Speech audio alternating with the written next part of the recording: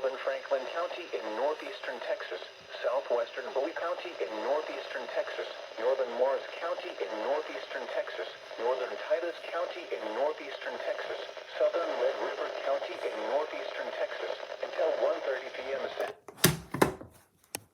Daylight time. A severe thunderstorm was located 8 miles west of Hagensport, moving east at 40 miles per hour. Hazard, hail up to $half size possible. Source, radar indicated.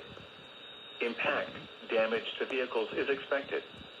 Locations impacted include Mount Pleasant, Hagensport, Bucks Elder, Mount Vernon, Naples, Legata, Omaha, US 259 and I-30 intersection, Wilkerson, Dalby Springs, Talco, Hart Bluff, Lydia, Q-Bend, and Johntown. For your protection, move to on the lowest floor of a building.